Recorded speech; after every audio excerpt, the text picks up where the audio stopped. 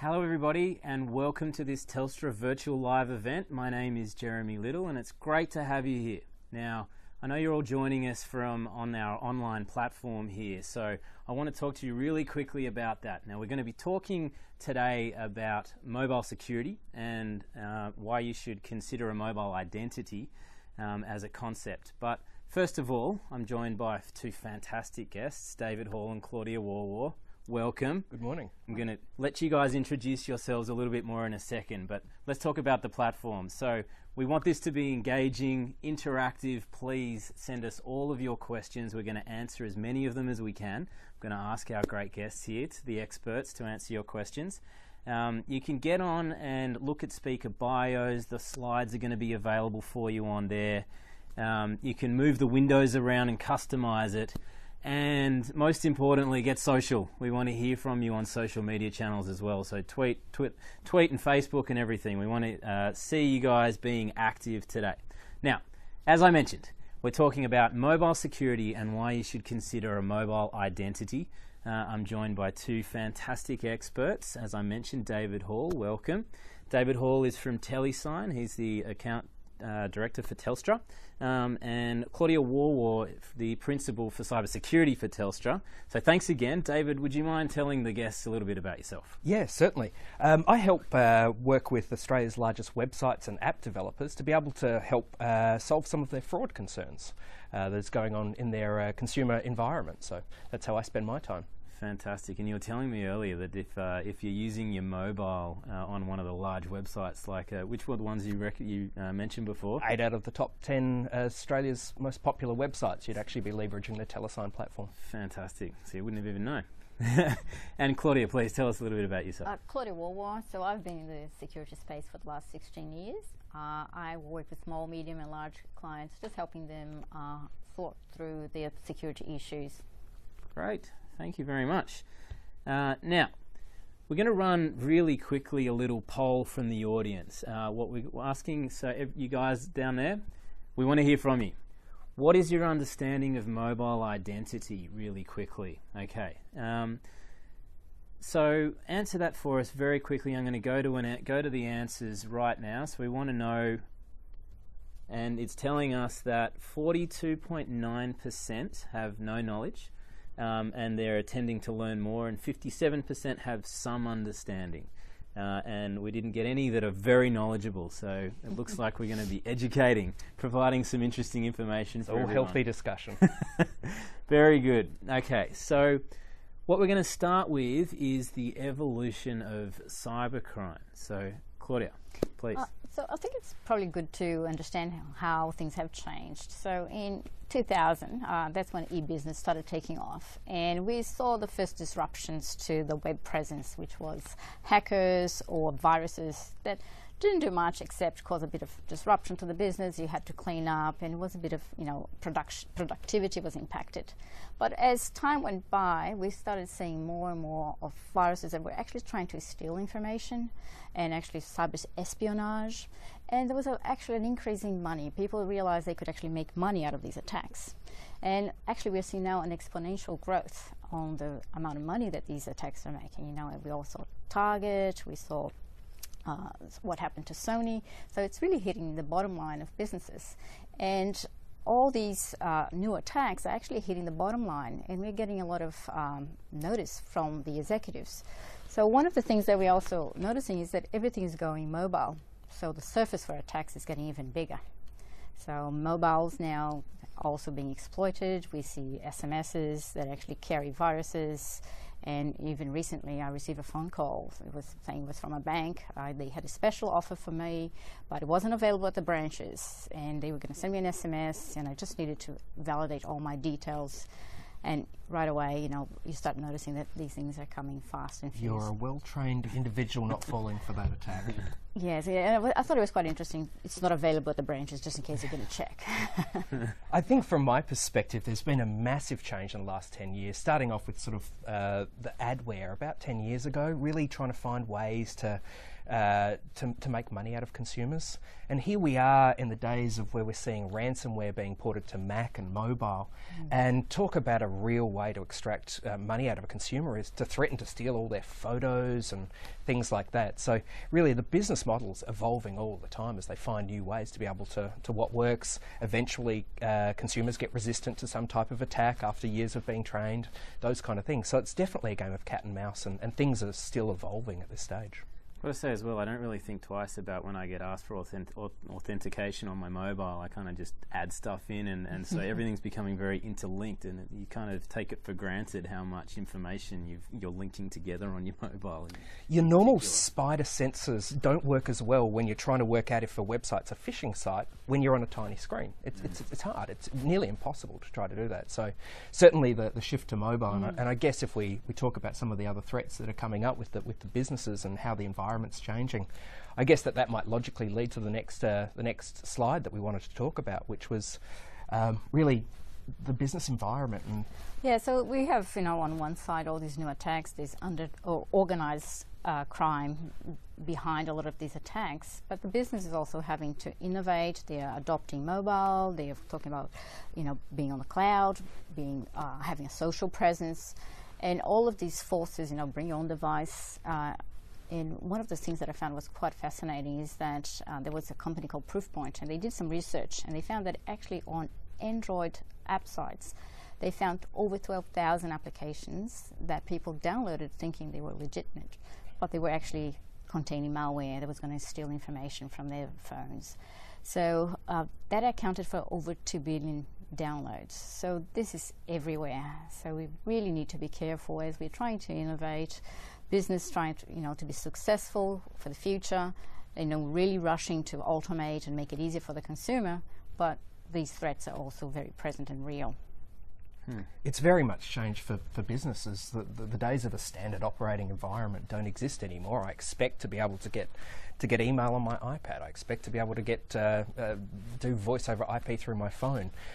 Consumers or business, I guess all employees, will find a way to get the job done even if IT won't cooperate. And that's something we've been having a big conversation about over the last couple of weeks. Absolutely, and I think the problem is users can do these things now. You see people at the park with the kids, they're pushing with one hand the swing but on the phone or checking emails. At the same time, when people are at work, they feel that they should be checking their social media and looking at other things. And the reality is that the user expectations and the power that they have to actually do things is really quite great. So we've seen the shadow IT, which is, if I need to get my job done, and if IT is not providing it to me, I'll just whip out my credit card, I'll buy some services from the cloud. IT doesn't even know about it.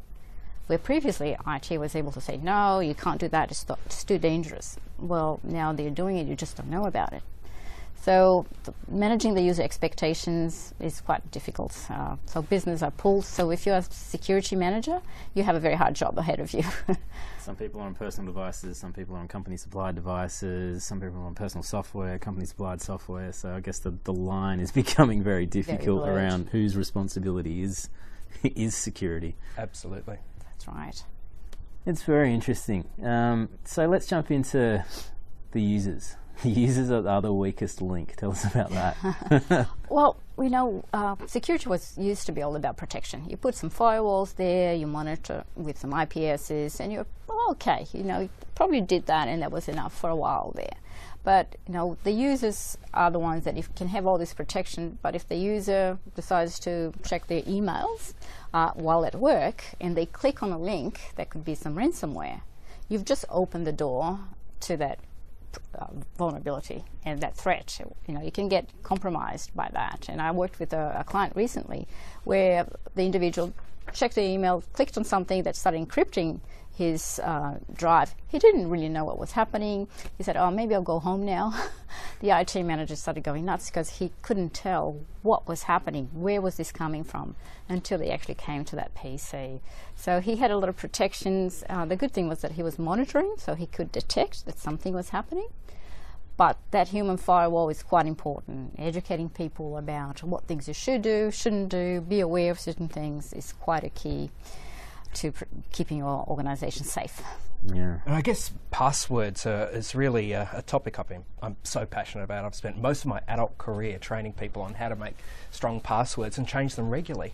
But the thing is, the technology really is we're coming up to 50 years old. You know, the whole concept of using a password to be able to log in, it just doesn't work in the modern age. I used to tell people to have uppercase, lowercase, you know, doing the full password hygiene.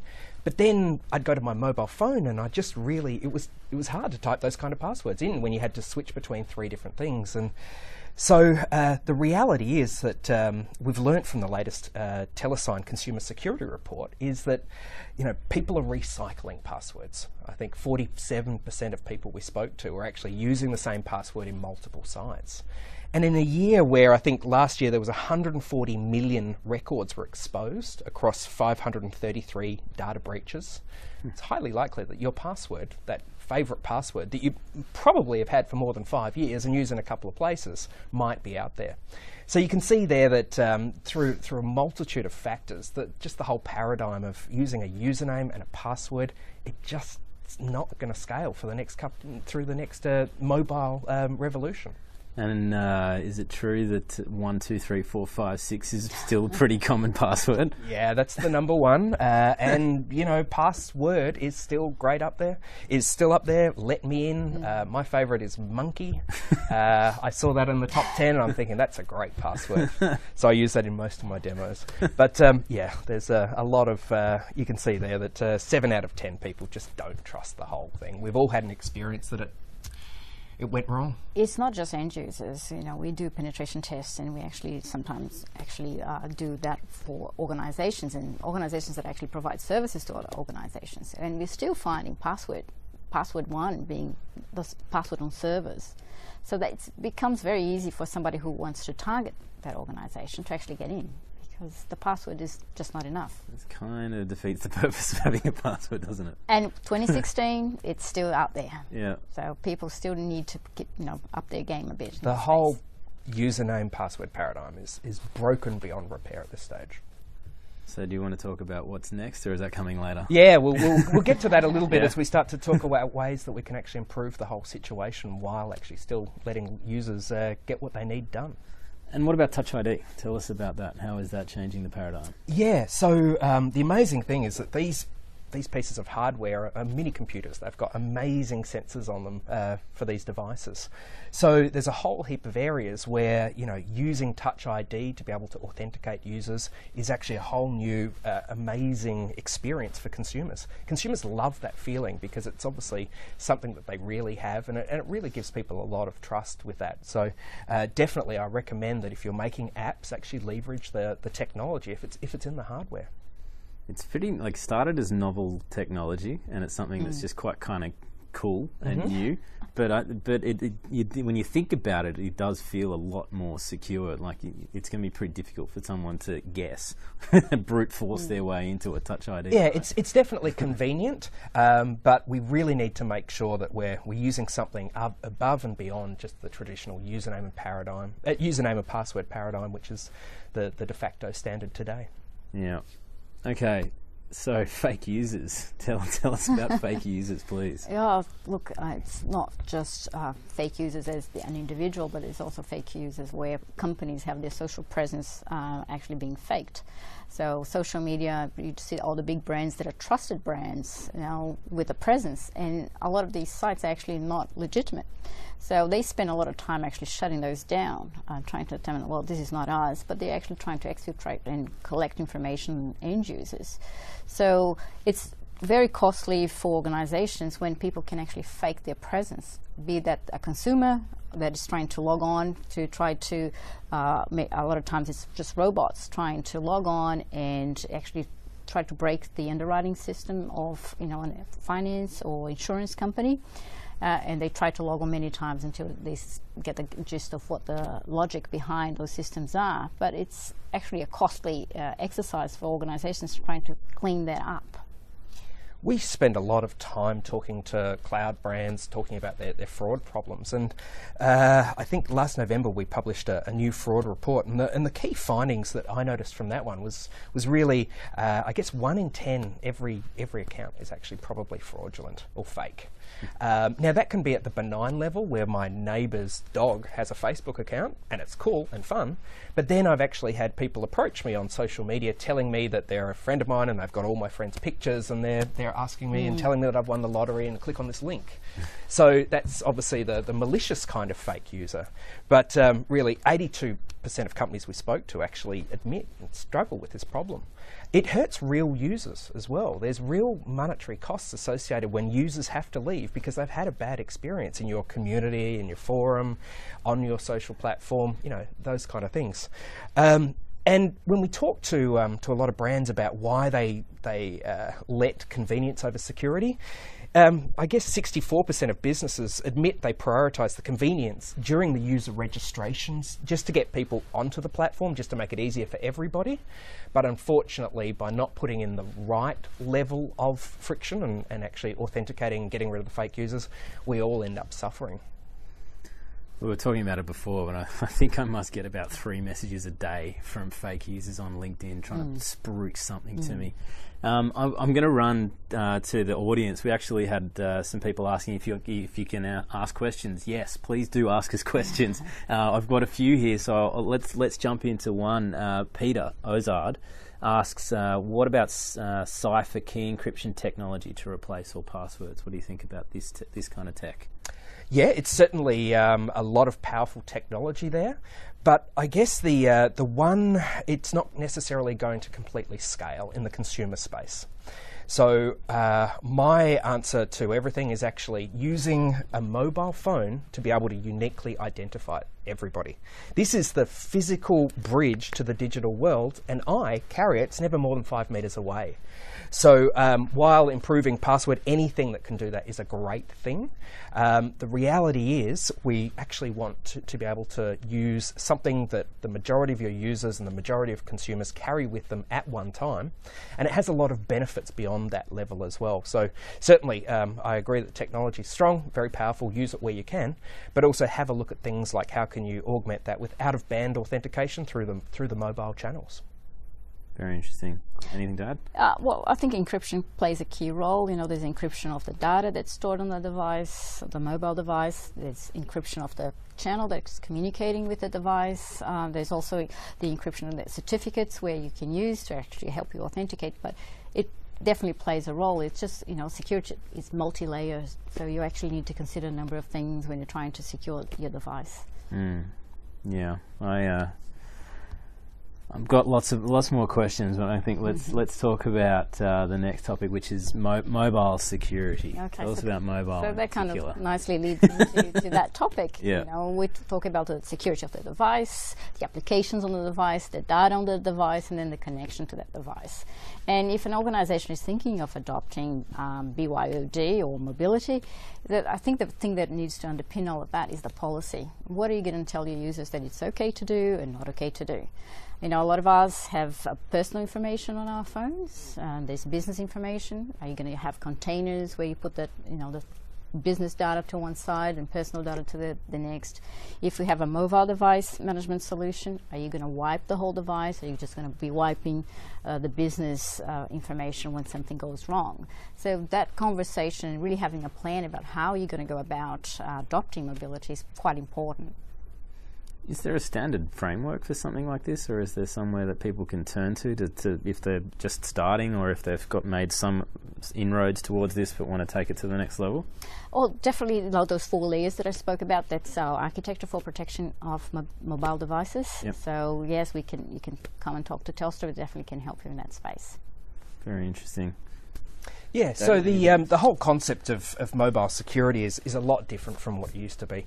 I guess 10 years ago when I didn't have a smartphone, it was all about sort of physical security of the device and making sure it all worked correctly. But now I can run apps from any different app store around the world. You know, there is malware being ported onto mobile. You know, those things. It's definitely a different environment where I guess that smartphone in my pocket needs just the full levels of protection as any other device. And once you've got those levels protections, you can really trust it as a trusted authentication device. That's very true. I think the things that were relevant to a PC are now becoming relevant to a mobile device. You know, even IPSs and things like that, where you didn't think of your phone as a device that you needed to protect because of business data. Now it's very different. You know, you need to be really thinking of it as an extra surface for attack. I imagine you mentioned it briefly, but there's probably a lot of sensitive information coming through on people's, particularly email would be the easiest one to conceptualize that they're taking home. Whose responsibility is that? Yeah.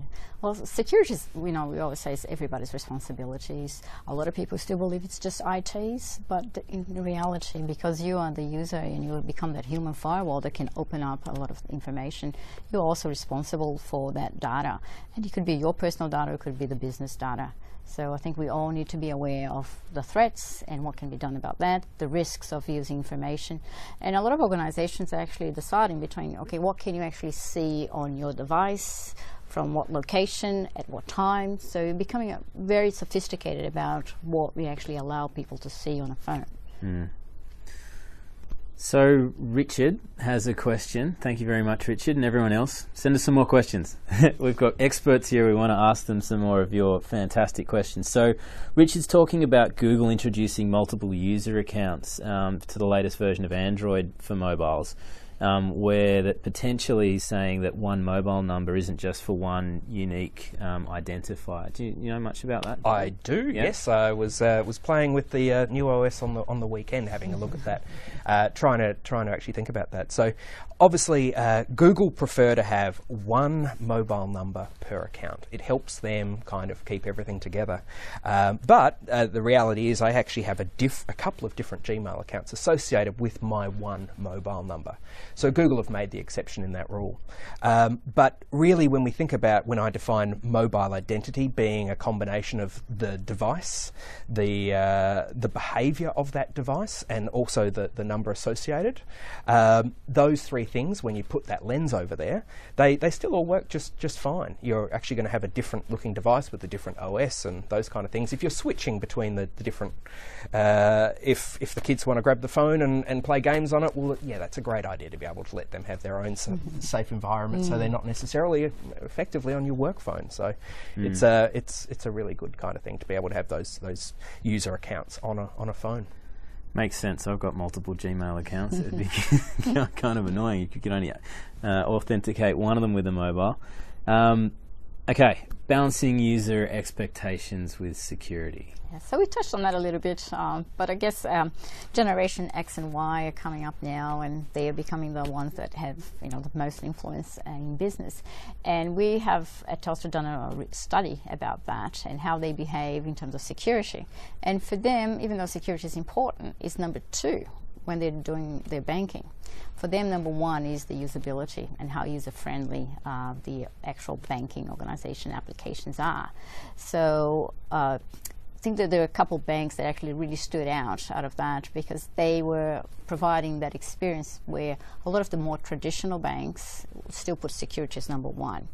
So we as users, we want that ease of use. And we talked about how putting your thumb on your phone makes it easier for a quick phone call, where before, if you had to type in your numbers, that there was no such thing as a quick phone call. You have to stop and put in, we have upper case, you have numbers and so forth. So that user interface is becoming really very key for businesses to attract new users.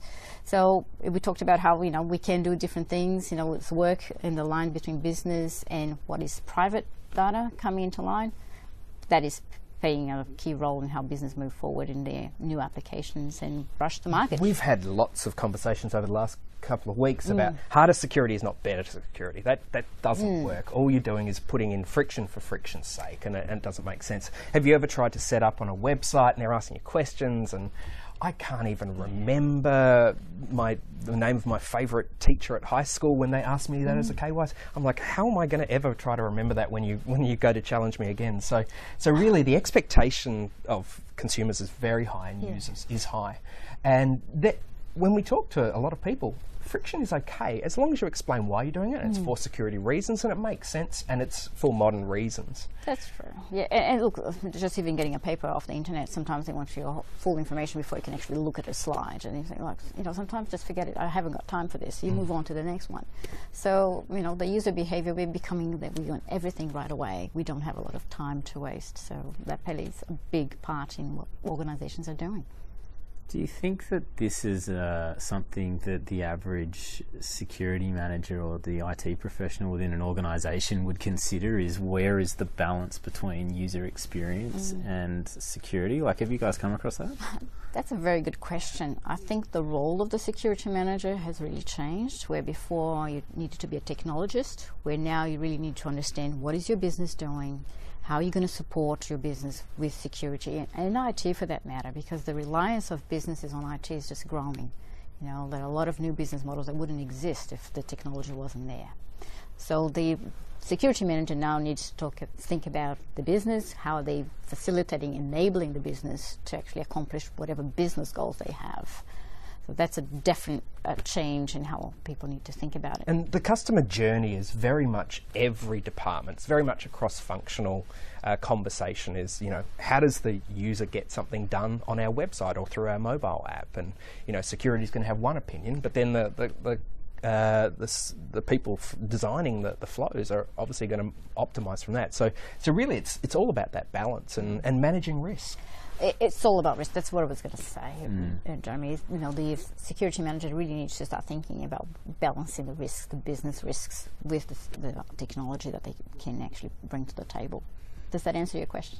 Yeah, it does, and I'm thinking from two perspectives as well, because you've got internal and external users, right? So you've got internal users where if user experience isn't good enough, then it could retard the growth of the company because people aren't engaging and actually being productive. And then you've got external users where it could retard sales because it's too difficult to engage with the company in the first place. It's just a tool, and if the tool's not fit for purpose, it's not going to get used. Yeah. So. That's very interesting. I think there's quite a few people that would be scratching their heads right now, and we've got quite a few people from Telstra on the line. So Carol's asked a question, so thank you, Carol, very much. She's asking about use cases, something that often comes up on these events. Do you have any use cases, telesign or otherwise, that the people from Telstra on the call could use to assist them with engaging with their customers? I think David has prepared one that he baked before. Absolutely. We work with social, with all kinds of websites, the world's largest websites and apps. So we're actually going to spotlight one of those use cases today, specifically a social network, a dating social network. But Carol, yeah, absolutely, reach out and I'll be able to help you with lots of use cases specific to your customers as well. Okay, good. So make sure you stay in touch with us afterwards and we'll get some more information to you on use cases that can help you out. And we're going to jump into it's a good example. I know what's coming, so everyone stay on. I think it's going to be an interesting one. Okay, so let's talk about the source of truth for identities. So identity management is probably a topic that a lot of people know about, and when David and I first met, was quite an interesting conversation about that, because from an enterprise perspective, you know who your employees are, your contractors. So usually for a source of truth of their identity, the first step when you're going to create an identity, you need to know, does that person really exist? Should they have access to my systems? And usually we anchor that with the HR system. So if you're in my payroll, yes, you can go in there and I'll create a user ID for you. I'll give you access, and whenever you change roles, I'll change your access. And if whenever you leave, I can suspend your account. Now, when we're talking about consumer world, in a way, it's business to consumer, then that's a very different ball game, and I think that was a really key conversation for us. We talked about fundamentally what's the difference between sort of an enterprise take and I guess just a normal account creation. And really it's who's creating the identity, and in this case, in my world, it's always the user creates. You go to a website, you start an identity, but historically people have been asking for your email address, and there are an infinite amount of email addresses out there. So people forget that they don't have access to that email. They set up another one, those kind of things. And all of those things in the consumer world, or if you're in the large web properties world, fake users lead to mayhem in some form or another, whether it's either identity takeover of taking good credentials or specifically just people causing problems with spam and those different areas. So I guess enhancing, your traditional user created and using email to be able to kickstart a registration, but enhancing that up to someone's mobile number, it's a much stronger trust anchor. If you don't have the luxury of an IT department that's going to do your account creation credentials for you. Yeah, so the new anchor, so for consumers, becomes the mobile number, which I thought it was quite an interesting thing, where in an enterprise could be, your payroll identity, and you can correlate Claudia W to Claudia WW to Claudia War, where in the consumer world, you have no idea before how to make sure that's the same identity, where if you have an anchor, which is now the mobile phone, that becomes in Australia possible. with mobile number portability. I've had my phone number for 16 years now, and I'll never want to let that go because it's it's you. Yeah. It's you. That's a cornerstone of my identity, and it's verifiable online as well. I was just thinking about it, is like, what happens if someone changes their number? That's probably pretty rare these days. Like, I've had my number forever as well. Right, it's not completely rare, but phone numbers are very, very sticky. Yeah. It's generational as well, so a lot of the generations below me might skip over a mobile number and go straight to OTT messaging. That's the cornerstone of their identity. But the reality is, whatever their identity is, they're going to have a phone number underneath that device somehow. And we're currently working with Telstra to co-develop some products to be able to specifically what happens if a number enters the recycling pool, what happens if a SIM swap happens. All of those things, our partnership with Telstra is really helping us to be able to generate more technology to be able to enforce and enhance the power of mobile identity. I'm going to jump into another audience question. This one comes in from Carl. Thank you, Carl. There seems to be a focus on mobile security, server security, web and data security. But so for a medium-sized business with lean support, how would you recommend approaching this from a more holistic perspective, as it sounds like more outlays and resource? Well, security, again, is risk-based, right? So you don't want to put a $2 million fence to protect a $100 horse, right? So you really need to understand what are you protecting, the value of your information, and what solution scales to your business and makes sense to your business. So that is a conversation that needs to be had, and what options are available and what makes sense, that risk-based discussion. And, we have consultants that can assist organizations with that. And I guess from my perspective, I talk to a lot of small business, and if you've had to deploy things like hardware tokens to be able to authenticate users, and you're asking users to carry around those kind of things, it could be a cost savings and actually make it easier and free up resources to be able to deploy to what matters. If you're spending 5 to 10 minutes resetting a password, and that's productivity loss for everyone. So having a look at could you actually use the mobile phone as an identifier, and how can we make that easier for users to get their work done? And can that free up resources to be able to put into more important things? I've got to say, as a user of a bank, particularly a business user that does a lot of transactions, I find it a lot more comforting and easier to get the code on my mobile than I did carrying around that token, particularly when I forgot token. made transacting really difficult. That's right. Yeah, absolutely. It's the hardware token that everyone keeps in their pocket, even consumers, is their mobile phone. Yeah. So make it easy. I guess in Australia we've had the luxury of our banks having sort of that two-factor SMS for many, many years. Grandparents are trained in that kind of model. So we're lucky in Australia that we've got that baseline level of what is an SMS code and how do you put it back into the site that you need. Yeah. And the reality is passwords are very easy to break, and if you have the second level of authentication, it does protect you. It goes that extra layer. And there was a report from FireEye recently where they said that accounts where there was remote access to an organization, and there were accounts that didn't have the second factor of authentication, they were the ones that the hackers used to gain access. So it does really pay off to put that extra layer of protection. And it's becoming so common as well. Like I noticed even like on all the new tech that I'm getting, particularly recently coming out of Silicon Valley, even for basic messaging and things like that, it's two-factor authentication. Yeah, look, we've done a lot of work, and at Telesign we've built a website called turnon2fa.com. And as a consumer or as a user, you can go to that and you can the technology is there, it's free, you need to turn it on, and we've given instructions on all of the world's popular websites just to how to step up your authentication and upgrade from your traditional username and password. So just Google turn on 2FA and it has the instructions for all the world's most popular websites on how to upgrade the security. And another question that just came to mind, what are you seeing as the most common hack or the most common breach for people that don't have two-factor authentication? Is there something that you see a lot? Well, Most common.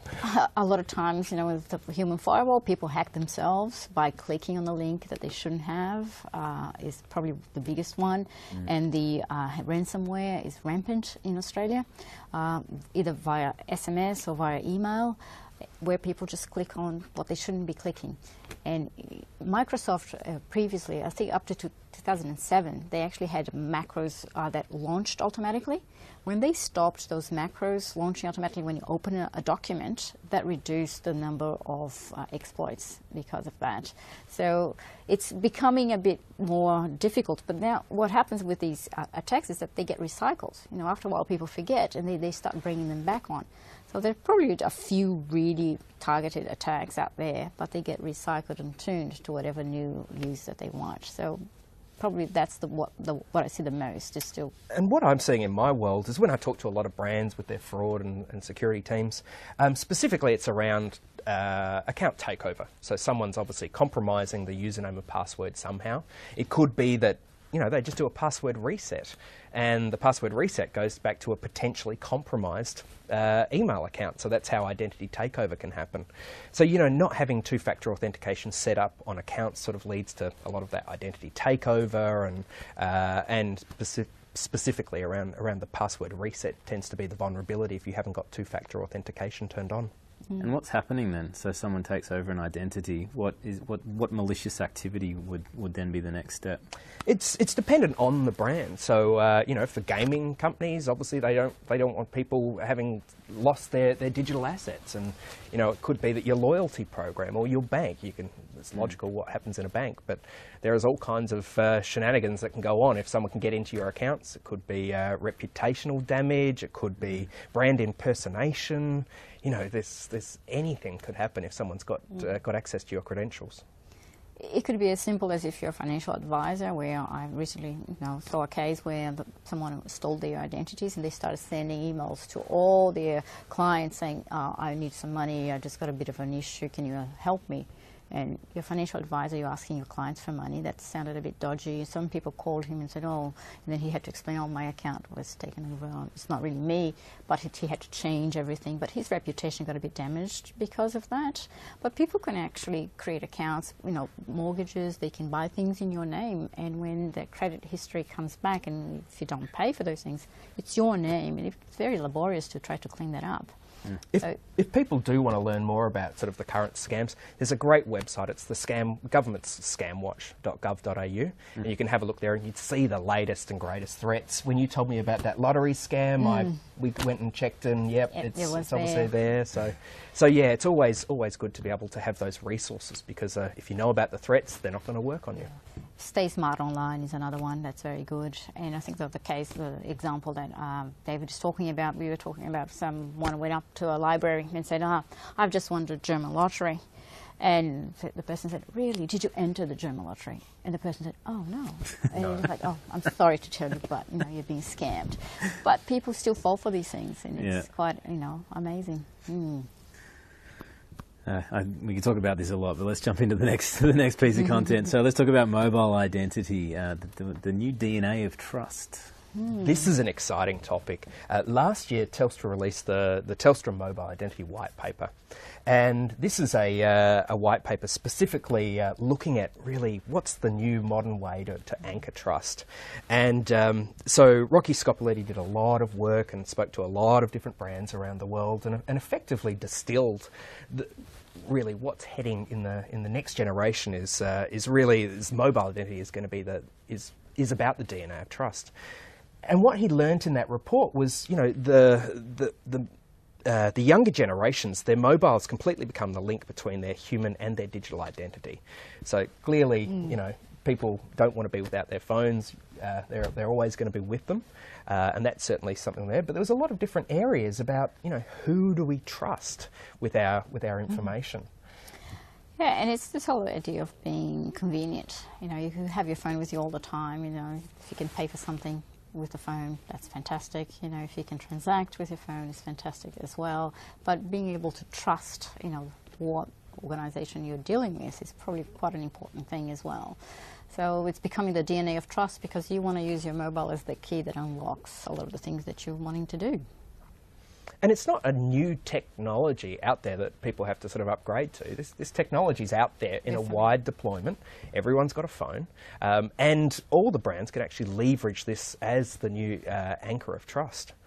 I think when there was a lot of great research about who consumers trust the most, and the obvious stuff like my bank. I trust my bank the most to be able. That's what they do. They look after my stuff. But also things like But also who would I trust with my identity? It's people like my mobile carrier. You know, they care about my identity. They've got the connection to the phone. Those kind of things. And at the bottom end of the scale was things like, I guess, social networks and things like that. While it's very easy to be able to use your social network login to be able to log into a website, people didn't really feel comfortable doing it. So there's definitely a lot of trust. There's a trust halo around a lot of the brands at the moment that is potentially perishable with an event. If someone's credentials do become compromised for whatever reason, they're always going to come back and blame the brand, and it's really the trust that matters there. I think as well, you know, particularly with the younger generations and the increase in the consumption of content and media on mobile, you hear a lot about the rate at which social content consumption is replacing traditional media right now. We're seeing that in the marketplace with what's happening with old media. But that inherently, it builds trust in a mobile as well, right? If you're looking for content that you trust and things that you want to, you're going to start to define what you're doing around constantly on mobile, it must be increasing trust as well. Is that what you guys are seeing? That's right, and consumers are ready for it as well. They want that, because that's what, as you said, young people do. And we all are relying more and more on those devices. So it's a great report. I'd recommend anyone has a look at it and downloads it, because it's got a lot of pertinent information, especially if you're working with consumers in beyond Australia as well, because there are different attitudes towards consumers and what they think is sort of the next generation of trust. And, you know, is it Touch ID or retina scanning, those kind of things. But ultimately, really coming up to the whole concept of mobile identity. And this is probably, we touched on it a little bit before, but mobile identity is a combination of things. So it's the mobile number. Now, your mobile number, how many places does it go? Probably only goes to one place, doesn't it? Yeah. The device, it's mostly a piece of hardware that follows you around in your pocket. And then you use your number and device in a special way. There is things that make you uniquely you.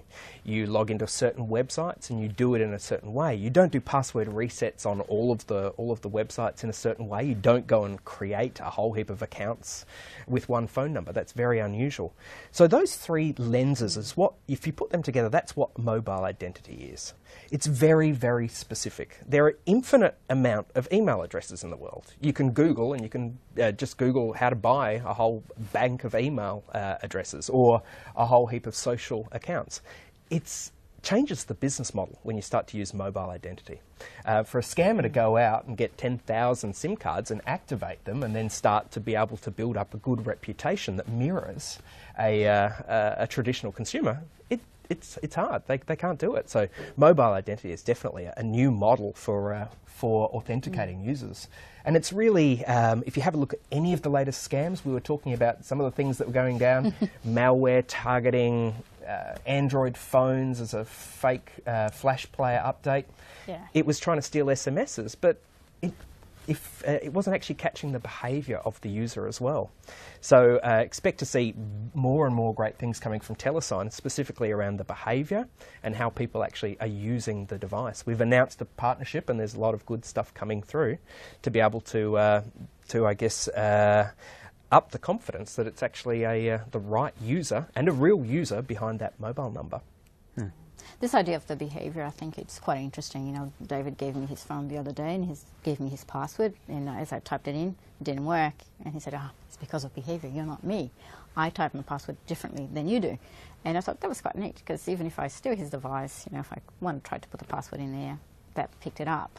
And we were talking about the article that was on the news a couple of weeks back, I think it was just last week, talking about the banks and the SMS that was being stolen when people were trying to log in and they didn't see the SMS. And David again said, well, how would that work with your product? And I said, well, you know, the behaviour would come into this picture again and be able to intercept that. So I think that is quite fascinating that we are at the level that behaviour coming into the picture this way. It really is. That must be so difficult to mimic and to even find the information in the first place and be able to mimic someone else's behaviour. Yeah, and there's a couple of different things about behaviour. It could be the way you just regularly log on to websites and you've set up certain things, but you know, to try and compromise someone's mobile phone, you've really got to get the authentication device. You've actually got to do either a physical attack, or you've got to go in and somehow get control of access to that SIM. A lot more complicated for international criminal syndicates to be able to do than guessing a username and password that is probably 5 years old and recycled on many, many different places. So you can see there, if you start to think about any of the authentication problems that you have, and you start to roll over that number, device and behaviour model over that, really that's the sweet spot. That's the DNA of trust is where it's heading. And that's why you should consider mobile identity, I suppose, you know, and just look at these new things that are coming up. So let's talk about two-factor authentication quickly. We're going to jump into another poll really quickly, so we're going to get you get some more information from you guys in a second. But tell us about two-factor authentication, please. Yeah, so everyone probably understands the definition of two-factor authentication as something you know plus something else you have, and it could be something as clunky as you know, if work have made you carry around a hardware token, or hopefully they've let you use your mobile phone as sort of that second factor authentication. But there are multiple ways to do that, and obviously we're sort of heading into the world of multi-factor authentication. It's not just username, password and something else. It could be a multiple different ways to authenticate.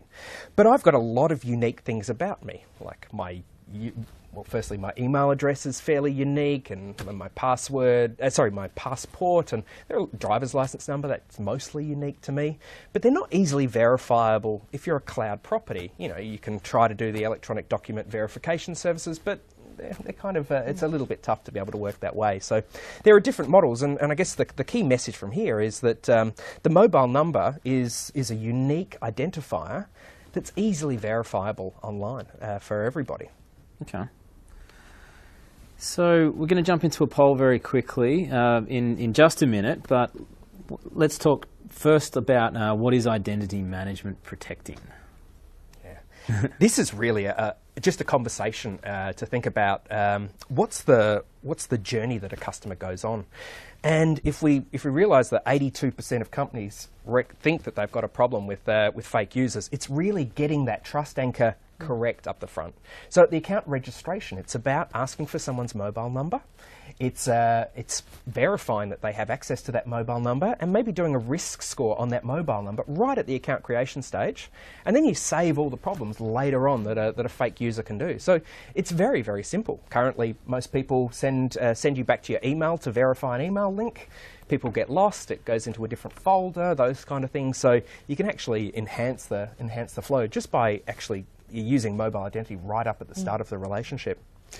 I think that's a really good point, you know, having security right from the start. But I think the thing that I thought was quite interesting as well is when you want to change a password or update your password, you're actually going to have that second time where they're going to validate your phone number. And I think that's really important as well, because if something happened in between, now you can get that revalidated, which is revalidation of user access is quite important within an organization. You know, you send it to the manager, should David still have access to this account, but who do you send it to in a consumer world? So now you can go and check, this person is this still a reputable number? Is it still linked to this person? I think that is a great differentiator there. So we're going to jump into the poll. and I'm going to ask a question from the audience as well while we're doing it. So everyone online, please tell us what you think about the poll question here. So where in your account protection journey are you? And whilst we're hearing from you on that, this is actually one of the questions. So Jatha, thank you very much for your question. I was thinking about this earlier before. What's your opinion on password management software? So like he references LastPass, I use one as well. What do you think about this software? I've got a very strong opinion. It's have strong passwords and change them regularly. It's an oxymoron. It's something you can't actually change them to something that's complex and have different ones for different websites. You can't do it. So that gave rise to, I guess, the stage where we had to actually use a piece of software to be able to manage our horribly long passwords. And then I went to use my mobile phone, and what's my password? It got really tough. So certainly they're a great thing. I use one myself. Personally, cyber criminals have been specifically targeting some of the different password managers out there. The better thing to do is to be able to have strong passwords, change them regularly, use whatever tool you need to be able to do that, but also set up that second factor authentication inside of all the websites and applications you use. I definitely agree with that. I think if you can try to work out what works for you in terms of passwords, but unfortunately you've got to change them regularly. Make sure that whatever you use for your banking or your more critical applications is different to what you use for your playing with tools and games and things like that. My experience as a consumer is every time a brand makes me change my password, I have to use the password reset next time I go to log in, because I'm going to be really good and say, oh yeah, well, we've got a really strong one now. And the reality is consumers are going to go back to the old faithful that they've had for so many years. If it's not that one, it must be that one. And that's how consumer behaviour is. All right, now we're almost at the end. We've got a few minutes left. I know everyone wants the case study. The poll responses were interesting, so everyone's had a look at them. But let's jump into the case study really quickly, and then we're going to run through and get your takeaways. Yeah. So I guess Tinder's a really good example of a breakout startup from 2012. Just took the dating scene by storm, and they were having just amazing growth of people signing up with that. But they really wanted to make sure that they didn't have bad people in the network. So, you can imagine what bad fake accounts can do, whether it's being spammers or, inappropriate content, that kind of stuff. So what they did is they partnered with Telesign to be able to work on a way that they could keep the bad users out of their network and the fake accounts. So what they did was they specifically looked at some of our phone ID score technology, verification technology, and ran that over their suspicious accounts. And just by doing that, asking for someone's mobile number and then checking the reputation of it, they were able to bring down their spam problem by about 90% just by leveraging mobile identity in the account creation side. So really strong results that they got just by leveraging that, and that's similar to anyone that sort of has end-user accounts. Fantastic. We'll have to cover this really quickly, and then I'm going to go to our last poll. So just briefly on the future of identity protection. I think the thing that report that Telstra conducted, the thing that really stood out for me is the idea of having a company offering the service of authenticating who you are on the internet, having that trusted identity provider as a broker for identities. I thought that is going to be something that will be coming in the future, because there's a real need for that, knowing who you are on the internet. And this technology is not coming soon. It's in market now. It's being used by the world's largest web properties today to be able to solve their problems. So everything about the number, the device and the behaviour exists today and can be rolled out, and best practices can be learnt from the entire world's global community on user behaviour, how to make this better. Okay, so we've got one last poll. We'd love to hear from everyone on these results. Whilst you're answering this, let's jump into the takeaways. So please, the 3 big takeaways for our audience members today. Well, I suppose if you are going to consider mobility, just think about your policy. Have an approach about how you're going to go about implementing it in your organisation.